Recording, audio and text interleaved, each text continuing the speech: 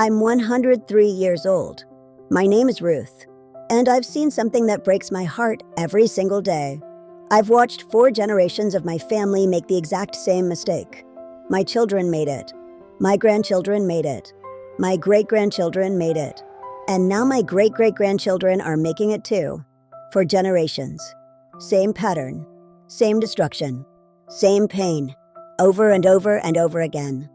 And I've tried to warn them. Lord knows I've tried. But nobody listens to an old woman.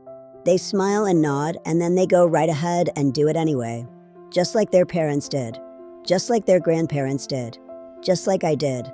Because this mistake, it's insidious. It's invisible. It feels right when you're making it. It feels like you're doing the right thing. But you're not. You're destroying your life. You're destroying your relationships. You're destroying everything that matters. And you don't even know it until it's too late. So sit with me for just a few minutes. Because what I'm about to tell you could save you decades of pain. It could save your marriage. It could save your relationship with your children. It could save your life. But only if you listen. Only if you really hear what I'm saying. Only if you're willing to admit that maybe, just maybe, you're making this mistake too. The mistake is this: putting everything else before the people you love. That's it. That's the mistake. Simple. Obvious. Devastating. We put work before family. We put money before connection. We put success before relationships. We put everything before the people who matter most. And we tell ourselves we're doing it for them. We tell ourselves we're providing.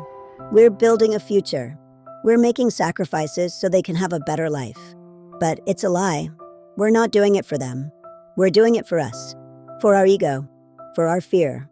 For our need to feel important or successful or worthy. Let me tell you about my daughter, Patricia. Patricia was born in 1943. Beautiful girl. Smart. Talented. And ambitious. So ambitious.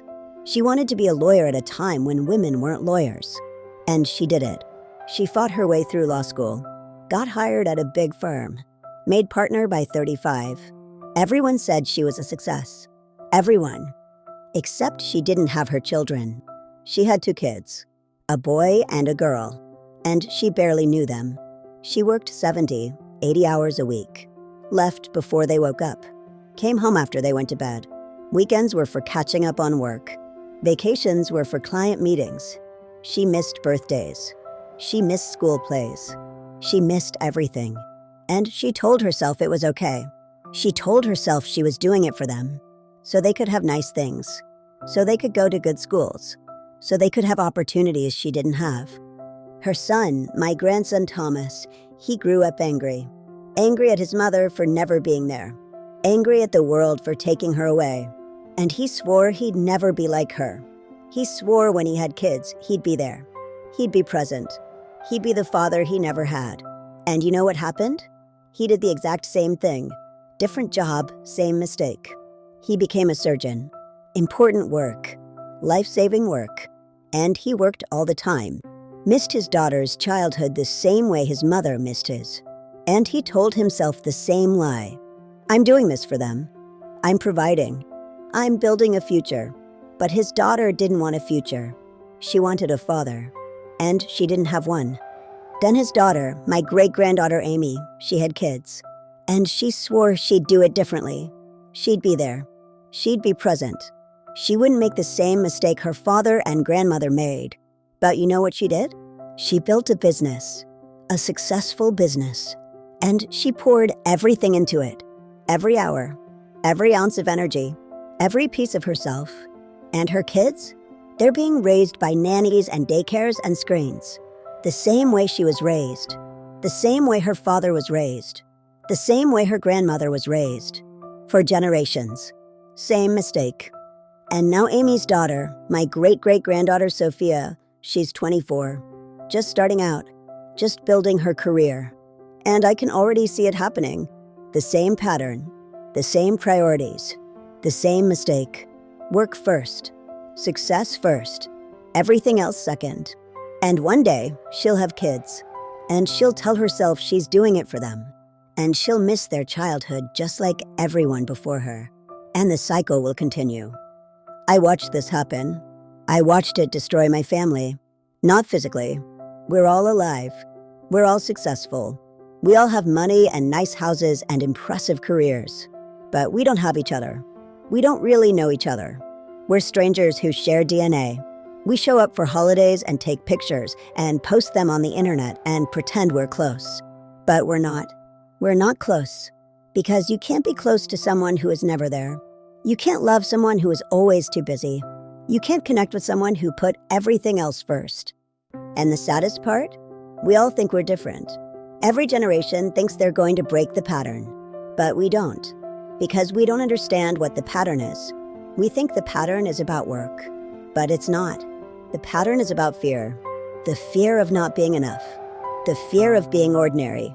The fear of being like our parents who struggled or failed. So we work. We achieve. We succeed. And we sacrifice the people we love on the altar of our fear. I did it too. I'm not innocent. I worked. I was busy. I was always doing something, always moving, always productive. And my children grew up without me. My husband tried to tell me. He said, "Ruth, they're only going to be young once. You're going to miss it." And I said, "I'm doing this for them, so they can have what I didn't have." But that was a lie.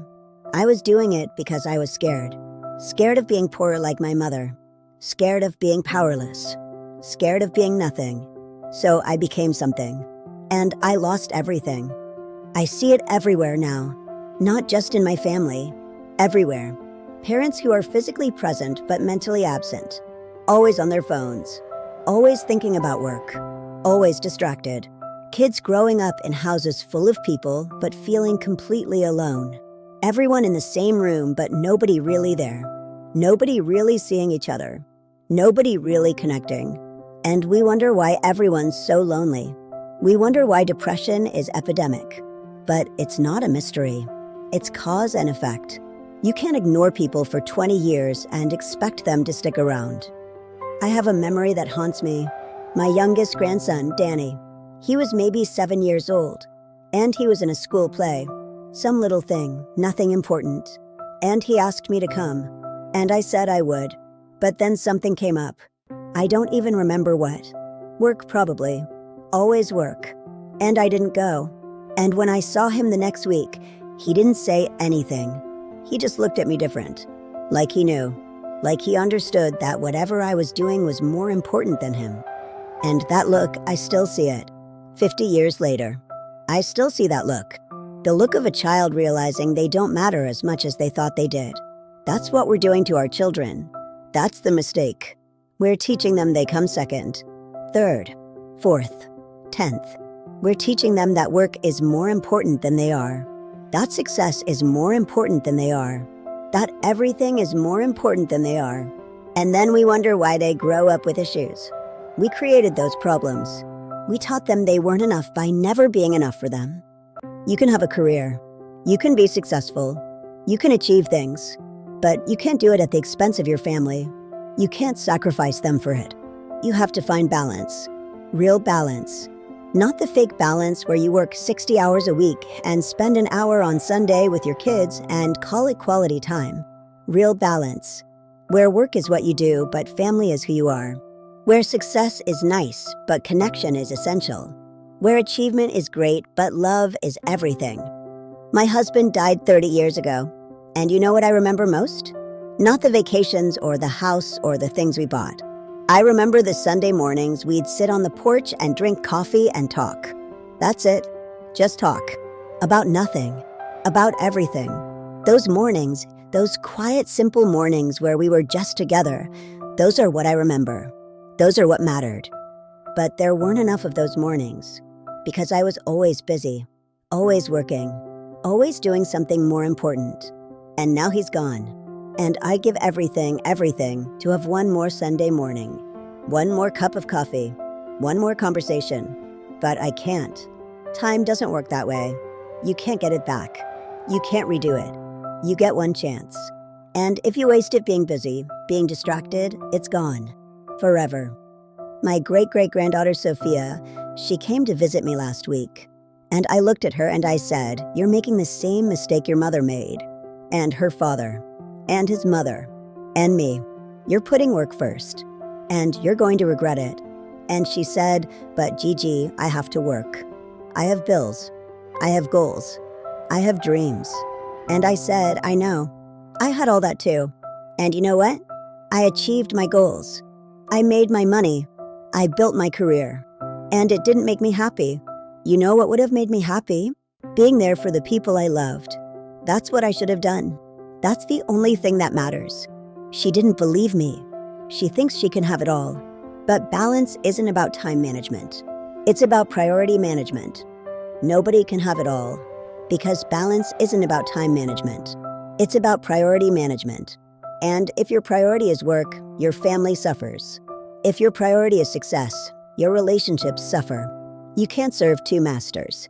You have to choose. And whatever you choose, that's what you'll get. Choose work, you'll have a career. Choose family, you'll have love. You can't have both fully. Not really. Not fully. I'm 103 years old. I'm out of time. I'm out of chances. All I can do is tell you, warn you. Don't make my mistake. Don't make your parents' mistake. Break the pattern. Change the cycle. Put people first. Not work. Not success.